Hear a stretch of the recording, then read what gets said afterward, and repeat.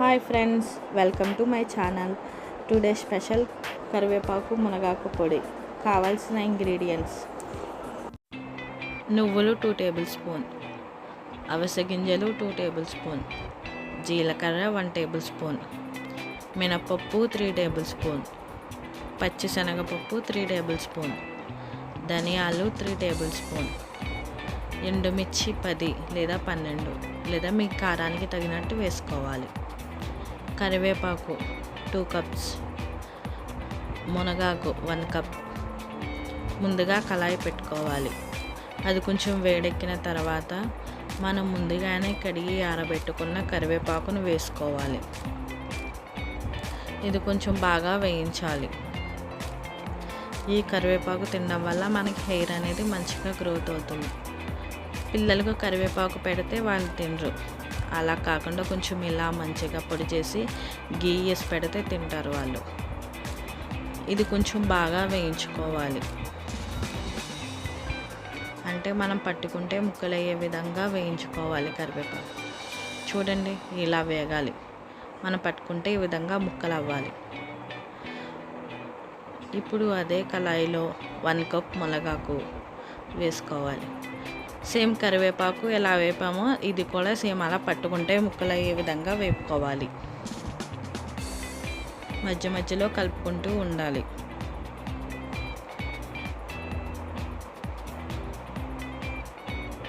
బాగా దగ్గరికి అయ్యే విధంగా మధ్య మధ్యలో కలుపుకుంటూ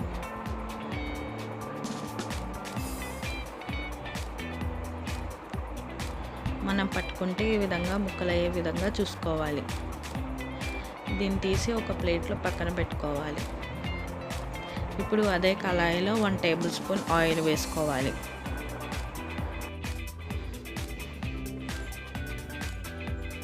ఆయిల్ కొంచెం వేడెక్కిన తర్వాత 3 టేబుల్ స్పూన్ పచ్చిశనగపప్పు వేసుకోవాలి. అవి కొంచెం కలర్ చేంజ్ అయ్యేంత వరకు వేయించాలి.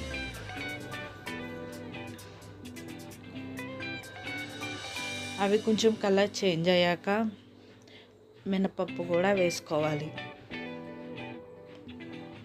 ఇది మొత్తం లో ఫ్లేమ్లో పెట్టుకుని మాత్రమే చేసుకోవాలి.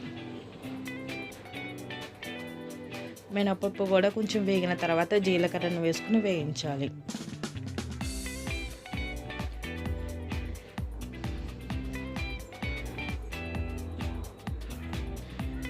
ధనియాలు కూడా వేసుకుని వేయించాలి. ధనియాలు మంచి సువాసన వచ్చేంత వరకు వేయించుకోవాలి. ఇవన్నీ మధ్య మధ్యలో కలుపుకుంటూ ఉండాలి.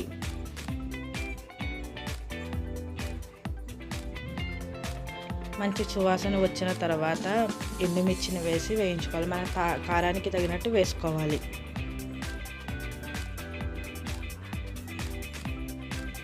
ఇవి బాగా వేగిన తర్వాత తీసి ఒక ప్లేట్లో పక్కన పెట్టుకోవాలి. ఇప్పుడు అదే కళాయిలో అవిసె గింజలు వేసుకోవాలి.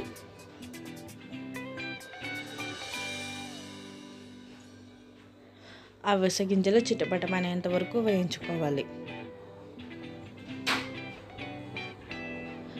అవిసె గింజలు వేగిన తర్వాత నువ్వులు కూడా వేసుకుని వేయించుకోవాలి.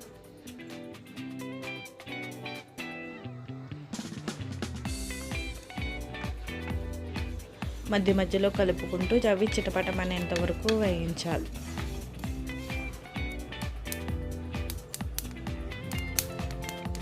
ఈ విధంగా చిటపటమన్నట్టు ఉండాలి. ఇవి బాగా వేగిన తర్వాత తీసి పక్కన పెట్టుకోవాలి. మనం వేయించుకున్న పప్పులన్నీ చల్లారాక ఒక మిక్సీ జార్లో పప్పులన్నీ వేసుకోవాలి. అందులోనే నువ్వులు, అవిసె గింజలు వేసుకోవాలి. 4 వెల్లుల్లి రెబ్బలు, కొంచెం చింతపండు, తగినంత సాల్ట్ వేసుకొని కొంచెం బరకగా మిక్స్ చేసుకోవాలి. మిక్సీ ఈ విధంగా పట్టుకుంటే సరిపోతుంది.